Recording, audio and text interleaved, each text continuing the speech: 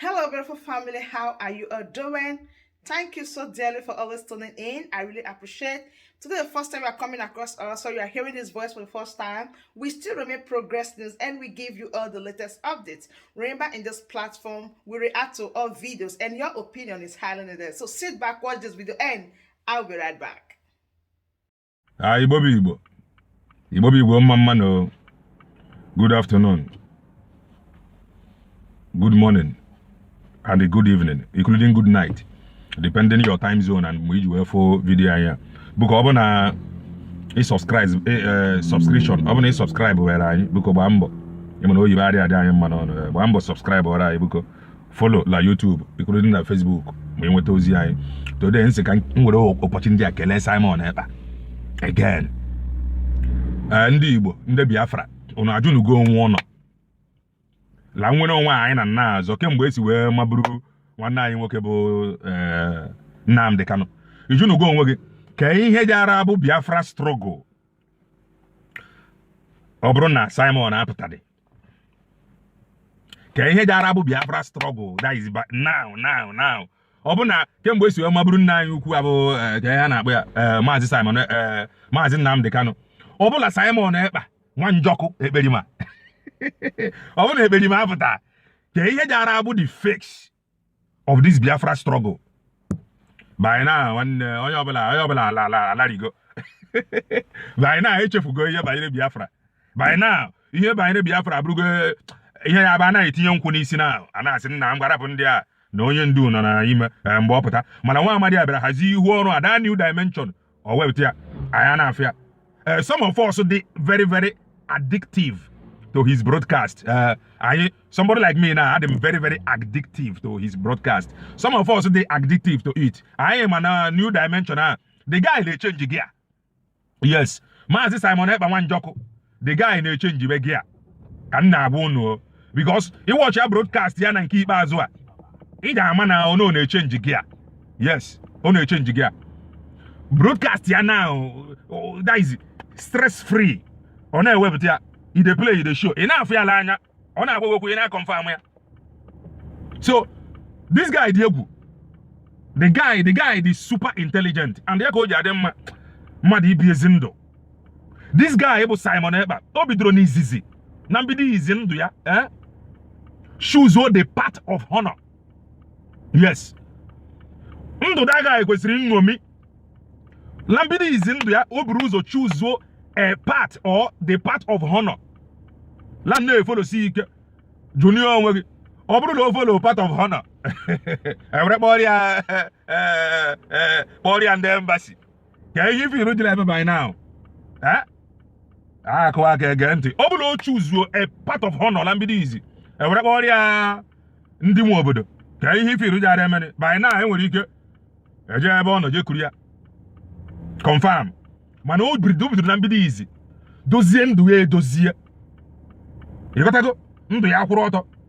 Liyenji ekwu ihe a na-abụ ụmụnne anyị ọ dịbekwa late yo because mmadụ ga-emekata ihe decide nna le ihe a na ya achọzi ime ya na ya chọrọ ka ya follow kwa a part of honor. Ụmụnna ga-ene ntị ka ngwa ụnụ. Ezi omume eziokwu ọ dị contagious. Na abụọ m onye oyibo mana anyị mụtaghala anya na-asị ya ezi omume the contagious. Ezioku the contagious. Truthfulness the contagious. You will choose a friend. That is choose a part or part of honor.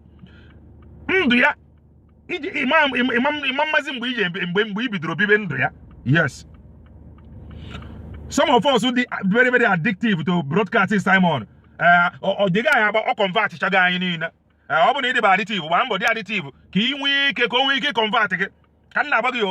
You cannot be defending a structure. A structure that is favoring only some set of people.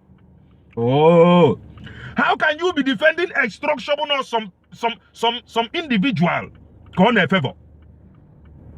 The same structure can they na bongo lady defend. Why are they defending that structure? Here je defend the abula ha chọ ka ndị ahụrụ onwe ha ya wetara ikwute okwu restructuring agbaghị eleje eme ya anaghị adebe because amara gola in le inye gị restructuring be ịnapụ ha ebe a ha siri wee jide gị n'ọrụ nke wee were nọrọ were sịla ihe ile defend bụ structure ewere jụọ gị ka ihe bụ structure esila onye abụ onye isi ele onye abụ onye ọdụdụ lo create department ya a department ile defend bụ na o nwere some set of people ọ na-efevor a department ile defend bụ na o nwere ihe department ya na-eme manual la 21st century then somebody ewepụta were sị na this department na-eme operate manually and lawyer wetara o ji efevor some people ka emezie the department ka ọ function ba automatic ejo ya wetara o ji wee bụrụ onye ohi ya wetara o ji wee bụrụ ekperima ka ntinye mkpu taa maka ọ dịrị m iti mkpu because he want to do something differently ọ chọrọ ewetazie ego agbaghịrị onye ahụ ego na akaụntụ akwụ ụgwọ akwụnye ya digital contribution abụrụ digital then enwezie gang up ihe eji wee nwee gang up a ọkwa maka o nwere ndị na-anata ego a manually wetara o ji eme anatacha dị ego manually ịnọgọtasị gị na-ejiri awere mee kontena ntị ọ dịkwa anatacha ego a manually ka anyị na-eti mgbu ndị Igbo asị gị na-ejiri awere tụọ kontena then ndị a ji dị ego atụtụ kontena aga nga up against that man si law nwere ka eji esi eme ihe ka ọ gbaa na digital ka ọ bụrụ automatic the same thing anyị na fight na bongo ka anyị nwere onwe anyị na bongo jụọ onwe gị why o ji eji akwụ government worker ụgwọ na envelope every month la bongo onye nkuzi onye nọọsụ ị na-eme ntụ akwụ onye ụgwọ ego ya ejeela bank ewepụta ya etiri ya na envelope were nye ya ihe eji eme ya ntụ abụ law nwere some people bụ na ewepụtacha dị ego na machine ha ma nọọsụ nke ha ọ bụ na nwaanyị ekpebiri na salary aja na-abụ 30,000 then onye ji na-akwụ ụgwọ nwere ike lee were 5,000 then ha nata dị ego dị onye ji akwụ ụgwọ eje wepụta dị ego la automatic la machine were minus nke ya tiziere the woman ego nke ya 25,000 ya le envelope ihe a bụ exactly ihe lemeni and this is exactly what you are defending. Some of you defend here, you have never benefited for it. The only thing you benefit bụ enye ha anaghị data agbaghala Simon be ekperima ịgba oli ekperima kpọọ ya Nigeria agent kpọọ ya infiltrator kpọọ ya nwa akpụda kpọọ ya datin in Finland kpọọ ya criminal kpọọ ya agent of a provocator or provocator, yet the guy is still wasting strong and stronger. Nwanne tụnyana Chukwu egwu na Chukwu God give us a man whom he have predestined to give us this freedom. Nke nwasị onye Igbo ka na-eti mkpu taa because o ruru m iti mkpu. Nke nwasị onye Igbo why iji eti mkpu na ọ bụ presidency na ọ bụ president ihe iji eti mkpu ahụ now as onye Igbo ọkwa maka Peter Obi pụtara to you ọ dịghị ka Obi eje win then a man already decide ya the hardest part o sị gị na ya achọghịzi ka ndebe ha tụọ vote because Leah man continue le the sentence. What is that the sentence? Leah hapụ Biafra ya na-ekwu okwu ya were jebe iji ikwu okwu Obi le ruole eje eme Obi ihe mere Atiku la 2019 le ruole eje eme Obi ihe mere Atiku la 2019 o were sị mba le ama mme eruo na ame Obi ihe mere Atiku la 2019 le emezie ya Obi the sentence la 2023 ye chigakwa azụ again kwuo Obi Biafra la ọ dị mma and the being that Oluwa prepare right from time for the part of honor o wee sị la je choose nwere onwe the toughest part ka ihe bụ the toughest part bụlọs ndebe anyị atụzine vote ka anyị focus la nwere onwe ọ ya bụ part of honor and ọ ya bụ the toughest part. Ihe nke nwa ji ekwu okwu Obi bụ na ọ dị ka o je win asa onye Igbo ihe ji ekwu okwu Obi bụ na ọ dị ka Biafra ka ọ na ọma mbịa na 2023 kama ọ ji aja abịa kama ka ijidekwazi aka la Obi mgbe Obi fail kwazi anyị echigata azụ. You are not serious. Confirm ka nna agba gị ịdị serious because ọ bụrụ ma ọ je fail o megidego di make ya he cannot give you that better life which you desire. Ọ ka jele enyekwa gị management ya ala ma ihe ọ je nye gị manage buko ni ụmụnne m ke ihe aka ji wee hold obodo abụ bongo ndị ji akara wee jidi ya structure ka ha le defend.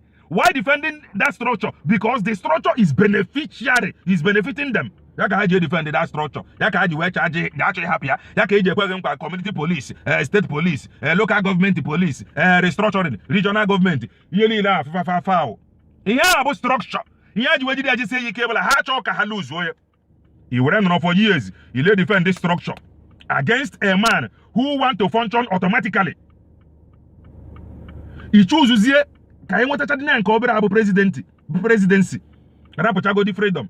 The man ewresịghị mba na ịnweta nke obere enweghị isi ka ejebela nke nnekwu because you want to cover now la oman rogo zonto a oman nye 24 hours electricity oman nye free health care oman nye your children need na ga free of charge oman nye insurance you got to go oman menwe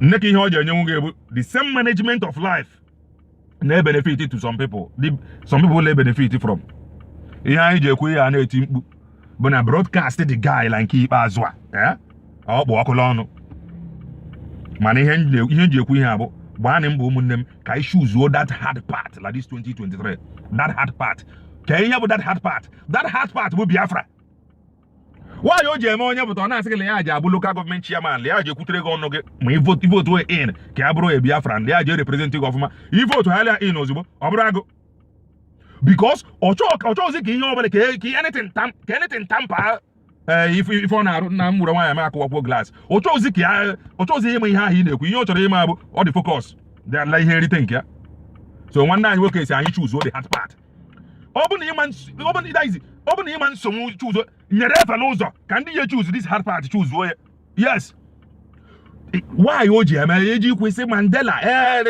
obodo niile nwetara freedom o nwere a generation pụtara for it in that generation o mere man or a woman pụtara to give their life ka mgbago ụfọdụ ndị be anyị adịgo fed up ụfọdụ ndị be anyị adịgo tired and they are ready to go for it why nke nwa adịghị ready to go for it ji wee sị na iji abụọ gbachi ịjụrụ ọchịcha ịjụrụ ọgịga some of us choose go part of honor some of us has been contaminated anyị adịgo contaminated with the grace this young man bụ Simon Ekpa carry the grace of truth the grace of never say never bukoni ihe abụ 2023 ka anyị leba anya na the higher ball ka anyị leba anya na the higher goal rapụ nke ka ejidecha obi before ele ekwu Biafra obi rigoro ebe ahụ echi ikwute okwu Biafra onye gị ndị amị ha gbaa gị egbe ọma nye gị ya ọma mmenwu ya ọma divide nwe ya o rigoro ebe ahụ ke ihe o ji emenwu ya force ma o rigoro lọichi ebe a na-agbaghị lọ demokrasi la demokrasi ya la ndị North Kala National Assembly o dị efo gị ntị la before obi eme mmadụ appoint now o ji ebuji ala House of Assembly o buji ebe ahụ ma aka ntamotu ya la onye a la ha eme ya approve obi ama mmenwu ya appoint ntị ọ dịkwa na ndebe anyị uche anyị ọ dịkwa ya ị na-agba ya mgba ịmana ihe dị onye ji ikwu na ị na-agba la ndị na-ekwu Biafra bụ ndị ya eme kibia na abroad nwanne ya bụrụ ha chuzugule the hardest part yes then ndị amekiri ya bụ our generation if we cannot get it right now this generation is heading for destruction and the generation to come is heading to destruction o mere ihe Simon kwuru nya ihe a na-arụ na bongo na abụ hotel ahụ abụọ for ndị tourist ka a na-ala ọjiri ya hotel ahụ abụọ for businessmen ka a na-ala ọjiri ya hotel ahụ bụ ebe a na-ama ọkịtị anyị na-anụ ihe na-ekwu ihe a na-ama na the hotel bụ ọkịtị ka ndị aja na-akpọ eje ama ọkịtị na da hotel ọkwa nwanne gị nwaanyị ka nwanne gị nwoke ji kpọrọ je maa ya ọkịtị adị alụzi dị now mgbasa juru everywhere eze nwaanyị juru everywhere na Facebook ebe o ji enye gị ọgwụ ji eme gị line n'ọla elu di gị for 6 hours a na-arụ hotel everywhere ọbọkwa for tourism ọbọkwa for tourist ọbọkwa for business people ka ha jee lodge ya na ihe a na-arụ ebe a bụ ebe a na-ama ọkịtị generator ọrụ nwere ebe a na-ama ọkịtị rụchisisi ụzọ without ụmụ nwaanyị ahụ a na-akpọrọ eje ama ọkịtị gọọmenti provide nwere ụmụ nwaanyị ahụ ọrụ so onye ọbụla na-anọzi na hook up the new name enyere ọrụ akwụlakwụla bụ hook up all new name enyere akwụlakwụla ka ebe a na-akpọ ụmụ nwaanyị eje ama ọkịtị ọrụ ụmụ hotel ahụ rụchigasịrị ụzọ because the vision and the mission of building that hotel abụọ for tourism ọbụọ for businessmen ji abụ osi Lagos bịa business like East now ọlọji nwodie no ihe a na-agba ebe a bụ okoso ihe a na-ara ebe a bụ di and ụmụ nwaanyị eje ara ihe a the jobless so onye ọbụla ị nwetara ihe halịa 2000 ara ya wetara a lot of young men and young women is running mad roaming the street gọọmenti a nọrọ onwebeghị ihe a chọrọ ikwu onye na-ekwu okwu freedom ahụ isi anyị arapụcha ya ka ekwugbo okwu obi the good luck Jonathan lọ ndị kindred after ka ọ chịchara ahụ afrọ ha ka ihe a na-akpụ ya Obasanjo na kindred ya la ihe niile ọ chịrị 8 years ahụ afrọ ha Yaradua la ihe niile ọ chịrị ahụ afrọ ha gọọmenti anọ na bụ gọọmenti APC la ndebe ha niile ha kpọrọ till immigration till custom till everywhere ndị be niile ha jiri fascist everywhere ahụ afrọ ha why iji jaja arapụ obi focus on la the higher goal la the higher target la the higher target jenye gị freedom jenye gị sanity jenye gị free education jenye gị good road jenye gị good health jenye gị free education jenye gị insurance makwala enwere ihe a na-akpọ life insure jemenwu nwaanyị ọ dị imejela ụlọ ọgwụ mmụọ nwa ọ laba free of charge ebunye ya mee ọkụ na anyị amele travel for the way things is done in other part of the world even that we are suffering and we need a radical generation that we say no. Yes, can na agba I force radical generation just no. Ihe anyị ji ekwu ihe a bụ na ụwa bụ ofu mbịa ke country iji arapụrụ the next generation l'obodo ndị ọzọ amụọ nwa the government amarago na amụrụ dị nwa mana bongo ma nwaanyị ji amụ nwa n'ụlọ ọgwụ ejide nwa n'ụlọ ọgwụ you start the suffering from birth. It is because of the system. The suffering ebido from birth. Ile eja atinenta ala anapụghị ego eleme nka o mere obodo ya bụ iruo ịmụọ nwa free of charge laba ebunye gị mmiri ọkụ agba gị sị 3 days time nke kpọrọ nwa abịa ọ bụ dị nwa adị ahụ o lọbụ ịkpọrọ dị nwa bịa were mara ma abalị taa ọ na obiri with you like your house ma ahụ adịkwa dị nwa mma ị na-ekwu okwu obi eji emenwu ya obodo ya bụ iruo submit statement of account ebunye gị chachacha moto brand new iwe ọ bụrụ na tazi ka iji anya were ala anya na-akwụ ụgwọ iji eburu nwo brand new le eme business na-akwụ ụgwọ anyị abụgwele ndụ Simon Ewuregba gị dadị he will bring Finland to Nigeria ị ka na-agba ya mgba maka na ịrụ hotel ebe eleje ama okete ụnụ egwekwala ka Chukwu gbawa ụnụ ọkụ na nke ikpeazụ a ụmụnna ọ ji amara onye ihu mma mara onye azụ mma.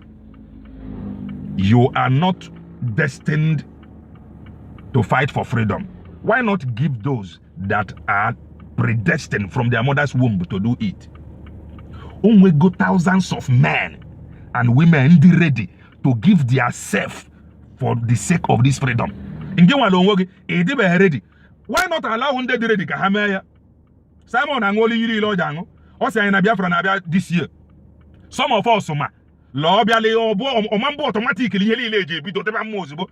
Yes, obodo bịa eji enwe check-in.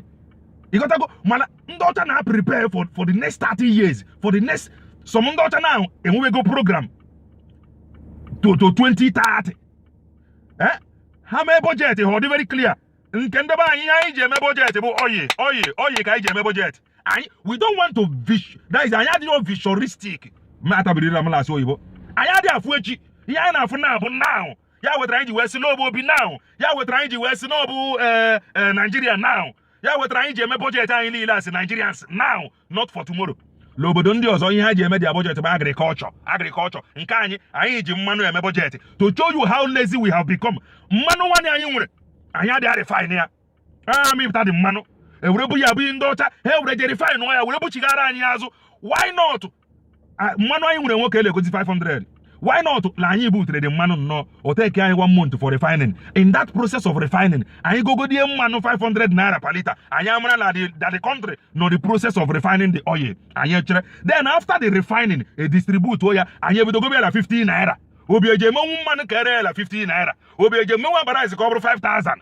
The only thing jenye nwu ya bụ freedom, and that freedom bụ Biafra. And that Biafra ọ bụ enweti ata ihe niile adị mmata. And ịma nna arahụ ụra ewere anye gị. Ịma ntinye obi as president of Nigeria, you want freedom. Mba, aja adoba leka. Ija azobariri onwe gị. Ije egosibe na ịchọrọ ọpụpụ. Ije azogide ya ntu azọtị ya. Iwere bido kwazọba ntụ ije si je emedoziti ya.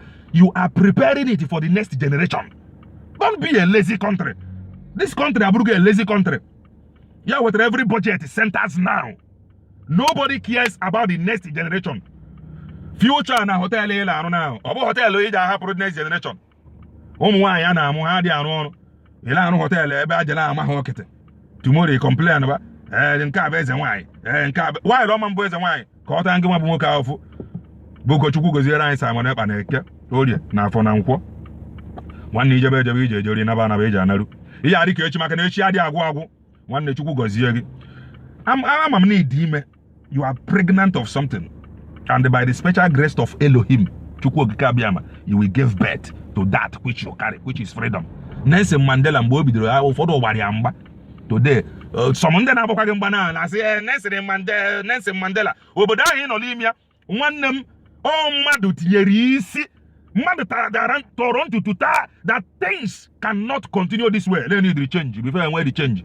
Nke nwe chọọ itinye isi onye na-etinye isi etinye na-agba ya mgba ka ihe na-agba ya mgba o ji kwugharị ya na isi lọ maka lee ọkpata ego ya wetara o ji ekwu ya rapụ ya ntu a rapụ ya ọkpata ego mana Simon gwara gị lee ya chọrọ ime eki nne m lee ya chọrọ ịmụ ihe ị ga-akpụ ya now lee ya chọrọ ime eki bụ nne m ihe ị ga-akpụ ya in the next 10 years ị chọbụ iche echiche maka the next 10 years because your focus bụ ihe ị ga-erite etinye ha obi now o meghị minister of foreign affairs ma ọ bụ o meghị minister of nke ọzọ ibu ego niile bukpuo agwụ December ruo akwa online na be gị ọkụ adịghị mmiri adịghị ụzọ adịghị ụlọ ọgwụ adịghị mma ife ilo na onye ọbụla ji efe odu aka leche gị o nwere generator nje arise si na ihe si enough is enough and the Simon Ekpa nwere that grace and a lot of wild animals ji apụta join ya ihe kwuru ihe gị neburu na mma wild animals dangerous animals stronger than Nnamdi Kanu that Nnamdi Kanu bụ a little puppy he was moving look back and they saw dangerous animal that prophecy some of us know the meaning but anyị ga-ebido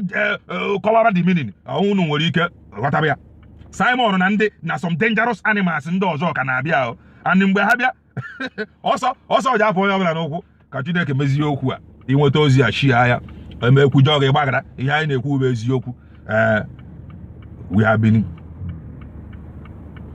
that is anyị adịgo pregnant to say the truth anyị adịgo contaminated for this truth and anyị ji na-ekwu ya o wee iwe gbagara ịbụ na onye ji agba efelo comrade mgba ịgba ya mgba eyisuo ya imi egbuo ya egbuo ka ife iritere maka na ị na-edefend structure ị maa efelo comrade imi just like that aja agba ya egbe ekidnap ya ị kanakwa ekwuli ịchọrọ Biafra ụdị Biafra aha ama mbịa support onye ọbụla na-ekwu okwu ya makala Nnamdi Kanu dị out for it ka o jiri sị support Simon Ekpa chia his broadcast lọọ eweta a new dimension and all new dimension ka anyị nọ ka Chineke gozie okwu a ka ọ dịrị onye ihu mma dịrị onye azụ mma n'anya ndụ anyị Biafra ji abịala anya ndụ anyị je enjoy before anyị join our ancestors nne m amụọla ya o bigide ndụ bisie ndụ nwa ome ihe o mere enjoy nna m the same thing at least ka m shout kene for the unborn generation ka ifere m ekwensu ka Chineke nara otuto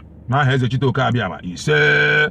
So my wonderful family, that brings us to the end of this update. Do well to like the video, share and subscribe. Thank you and bye-bye.